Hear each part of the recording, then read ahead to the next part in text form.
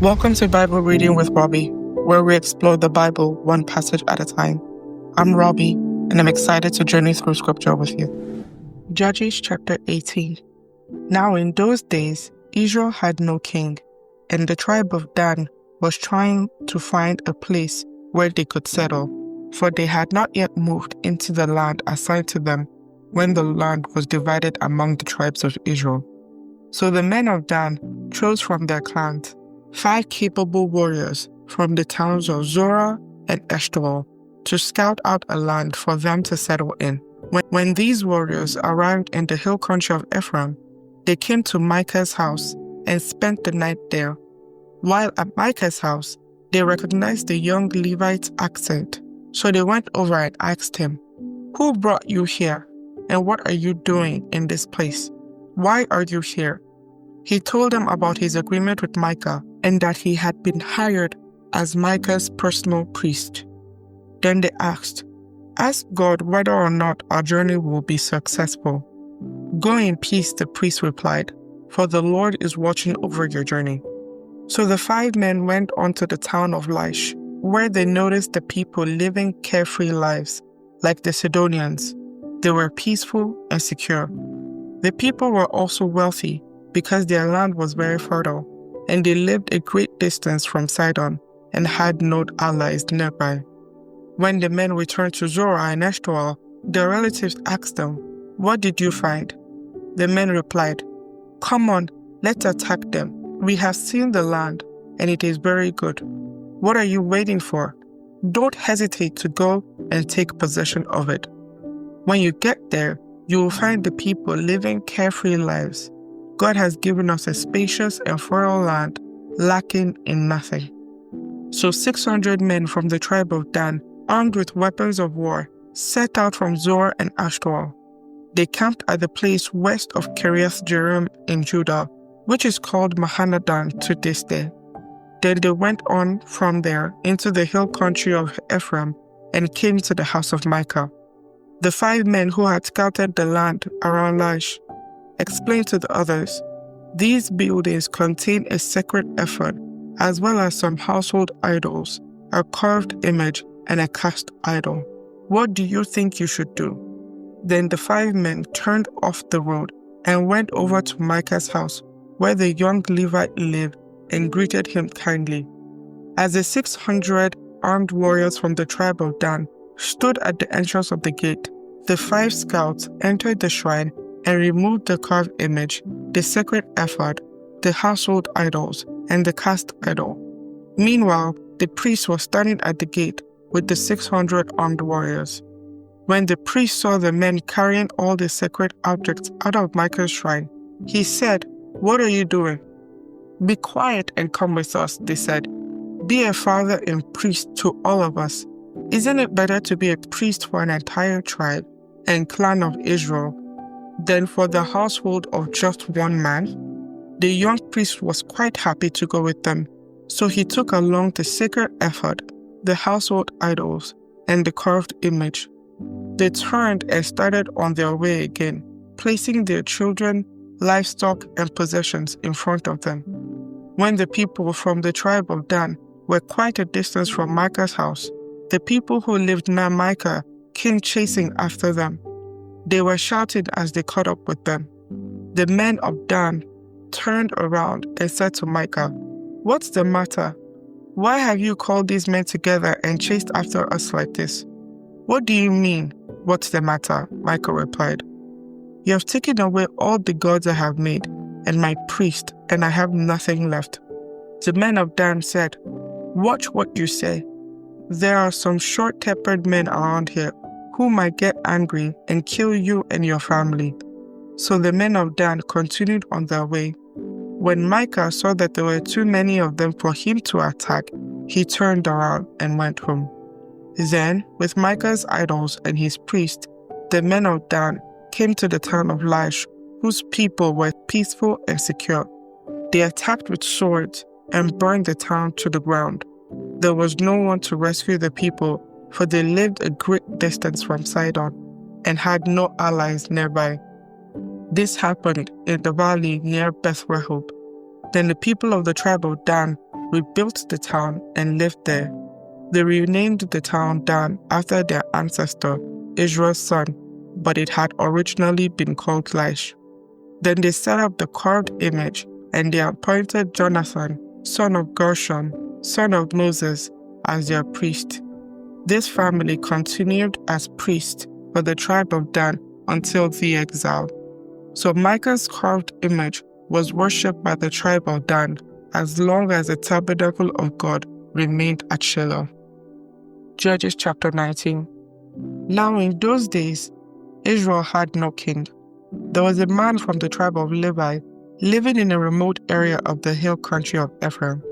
One day, he brought home a woman from Bethlehem in Judah to be his concubine, but she became angry with him and returned to her father's home in Bethlehem. After about 4 months, her husband set out for Bethlehem to speak personally to her and persuade her to come back. He took with him a servant and a pair of donkeys. When he arrived at her father's house, her father saw him and welcomed him. Her father urged him to stay a while, so he stayed 3 days, eating, drinking, and sleeping there. On the 4th day, the man was up early, ready to leave, but the woman's father said to his son-in-law, "Have something to eat before you go." So the two men sat down together and had something to eat and drink. Then the woman's father said, "Please stay another night and enjoy yourself." The man got up to leave, but his father-in-law kept urging him to stay, so he finally gave in and stayed the night. On the morning of the 5th day, he was up early again, ready to leave, and again the woman's father said, "Have something to eat, then you can leave later this afternoon." So they had another day of feasting. Later, as the man and his concubine and servant were preparing to leave, his father-in-law said, "Look, it's almost evening. Stay the night and enjoy yourself. Tomorrow you can get up early and be on your way." But this time, the man was determined to leave. So he took his 2 saddled donkeys and his concubine and headed in the direction of Jebus, that is, Jerusalem. It was late in the day, and when they neared Jebus, and the manservant said to him, "Let's stop at this Jebusite town and spend the night there." "No," his master said, "we can't stay in this foreign town where there are no Israelites. Instead, we will go on to Gibeah. Come now, let's try to get as far as Gibeah or Ramah, and we'll spend the night in one of those towns." So they went on. The sun was setting as they came to Gibeah, a town in the land of Benjamin. So they stopped there to spend the night. They rested in the town square, but no one took them in for the night. That evening, an old man came home from his work in the fields. He was from the hill country of Ephraim, but he was living in Gibeah, where the people were from the tribe of Benjamin. When he saw the travelers sitting in the town square, he asked them where they were from and where they were going. "We have been in Bethlehem in Judah," the man replied.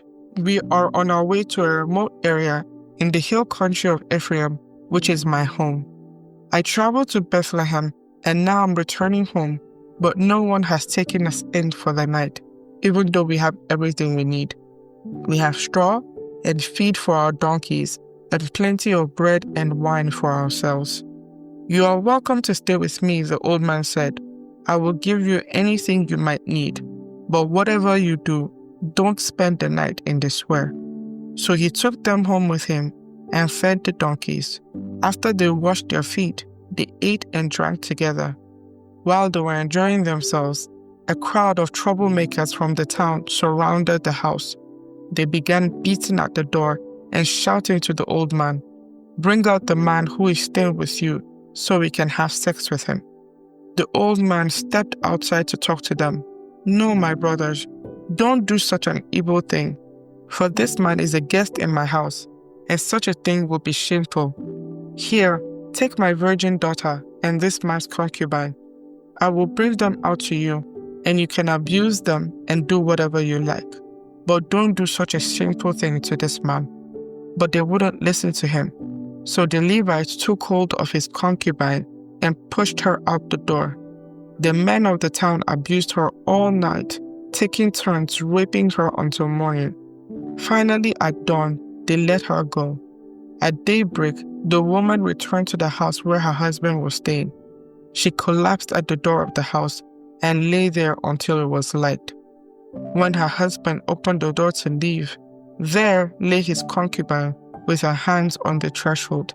He said, "Get up, let's go." But there was no answer, so he put her body on his donkey and took her home. When he got home, he took a knife and cut his concubine's body into 12 pieces. Then he sent one piece to each tribe throughout the territory of Israel. Everyone who saw it said, "Such a horrible crime has not been committed in all the time since Israel left Egypt." Think about it. What are we going to do? Who is going to speak up? Judges chapter 20. Then all the Israelites were united as one man, from Dan in the north to Beersheba in the south, including those from across the Jordan in the land of Gilead. The entire community assembled in the presence of the Lord at Mizpah.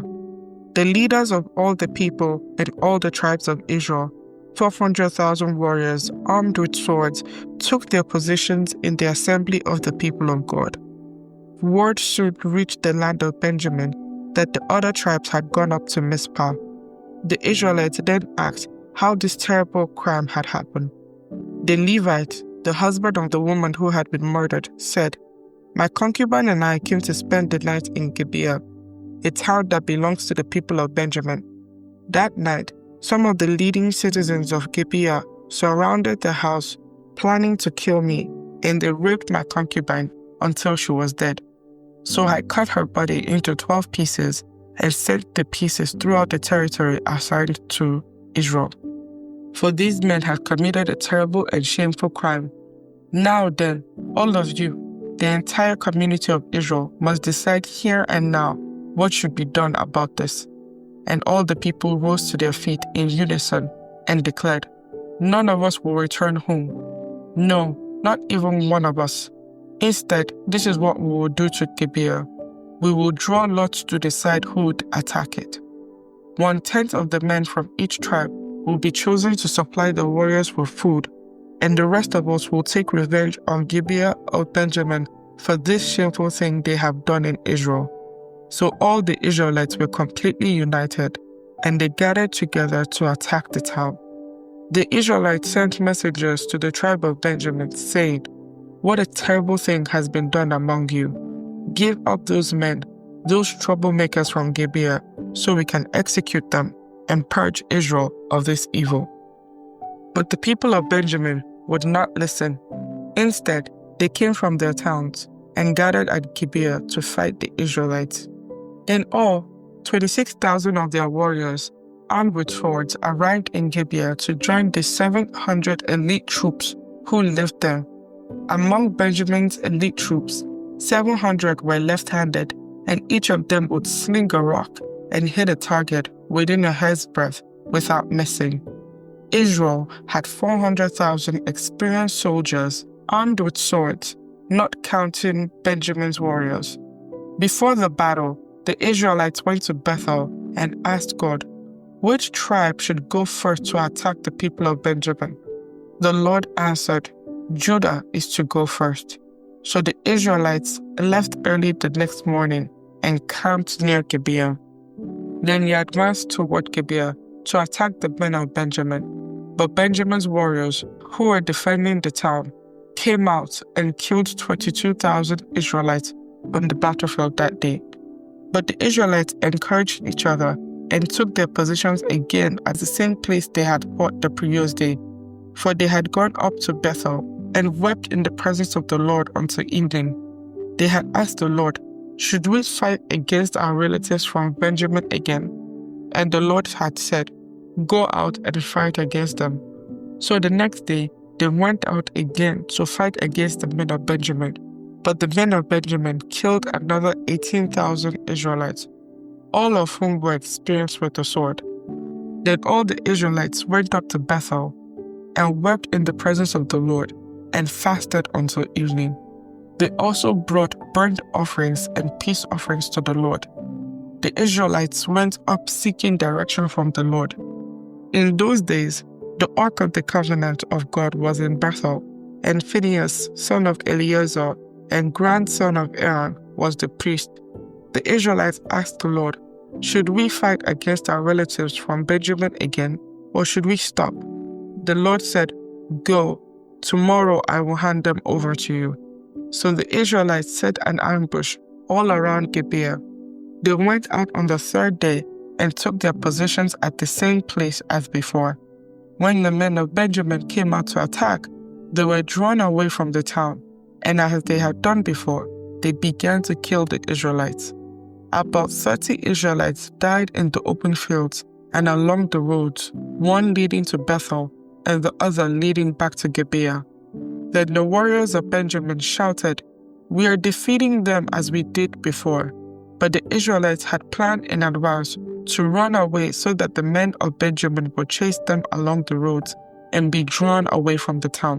When the main group of Israelite warriors reached Baal Tamar, they turned and took up their positions. Meanwhile, the Israelites hiding in ambush to the west of Gibeah jumped up to fight. There were 10,000 elite troops who advanced against Gibeah. The fighting was so heavy that Benjamin didn't realize the impending disaster. So the Lord helped Israel defeat Benjamin, and that day the Israelites killed 25,100 of Benjamin's warriors, all of whom were experienced swordsmen. Then the men of Benjamin saw that they were beaten. The Israelites had retreated from Benjamin's warriors in order to give those hiding in ambush more room to maneuver against Gibeah. Then those who were hiding rushed in from all sides and killed everyone in the town. They had arranged to send up a large cloud of smoke from the town as a signal. When the Israelites saw the smoke, they turned and attacked Benjamin's warriors. By that time, Benjamin's warriors had killed about 30 Israelites, and they shouted, "We're defeating them as we did in the first battle." But when the warriors of Benjamin looked behind them and saw the smoke rising into the sky from every part of the town, the men of Israel turned and attacked. At this point, the men of Benjamin became terrified because they realized disaster was close at hand. So they turned around and fled before the Israelites toward the wilderness, but they couldn't escape the battle, and the people who came out of the nearby towns were also killed. The Israelites surrounded the men of Benjamin and chased them relentlessly, finally overtaking them east of Gibeah. That day, 18,000 of Benjamin's strongest warriors died in battle. The survivors fled into the wilderness toward the rock of Rimmon, but Israel killed 5,000 of them along the road. They continued the chase until they had killed another 2,000 near Gidon. So that day, the tribe of Benjamin lost 25,000 strong warriors armed with swords, leaving only 600 men who escaped to the rock of Rimmon, where they lived for 4 months. And the Israelites returned and slaughtered every living thing in all the towns, the people, the livestock, and everything they found. They also burned down all the towns they came to. Judges chapter 21. The Israelites had vowed at Mizpah, "We will never give our daughters in marriage to a man from the tribe of Benjamin." Now the people went to Bethel and sat in the presence of God until evening, weeping loudly and bitterly. "O Lord, God of Israel," they cried out, "why has this happened in Israel? Now one of our tribes is missing from Israel." Early the next morning, the people built an altar and presented their burnt offerings and peace offerings on it. Then they said, "Who among the tribes of Israel did not join us at Mizpah when we held our assembly in the presence of the Lord?"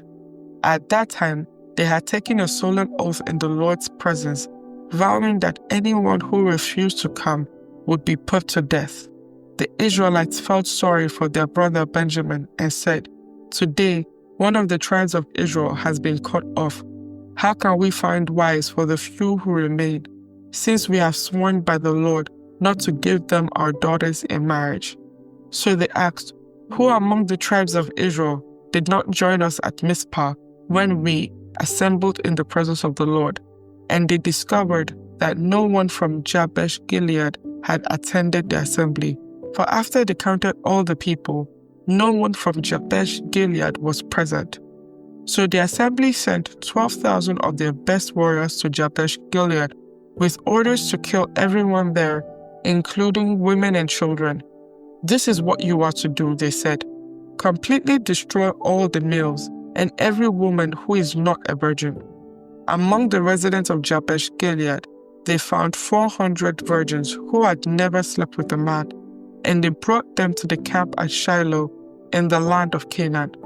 The Israelite assembly sent a peace delegation to the remaining people of Benjamin who were living at the rock of Rimmon. Then the men of Benjamin returned to their homes, and the 400 women of Jabesh Gilead who had been spared were given to them as wives, but there were not enough women for all of them. The people felt sorry for Benjamin because the Lord had made this gap among the tribes of Israel. So the elders of the assembly asked, "How can we find wives for the few who remain, since the women of the tribe of Benjamin are dead? There must be heirs for the survivors, so that an entire tribe of Israel is not wiped out. But we cannot give them our own daughters in marriage, because we have sworn with a solemn oath that anyone who does this will fall under God's curse." Then they thought of the annual festival of the Lord, held in Shiloh, south of Lebanon and north of Bethel, along the east of the side of the road that goes from Bethel to Shechem. They told the men of Benjamin who still needed wives, "Go and hide in the vineyards. When you see the young women of Shiloh come out of their dances, rush out from the vineyards, and each of you can take one of them home to the land of Benjamin to be your wife. And when their fathers and brothers come to us in protest, we will tell them, 'Please be sympathetic. Let them have your daughters, for we didn't find wives for all of them when we destroyed Jabesh Gilead.' And you are not guilty of breaking the vow, since you did not actually give your daughters to them in marriage." So the men of Benjamin did as they were told. Each man caught one of the women as she danced in the celebration and carried her off to be his wife. Then they returned to their own land, and they rebuilt their towns and lived in them. Then the people of Israel departed by tribes and families, and they returned to their homes. In those days, Israel had no king. All the people did whatever seemed right in their eyes. May the Lord bless the reading of His Word. Thank you for joining me on this episode of Bible Reading with Robbie. If you enjoyed our time together, please subscribe and share this podcast with others.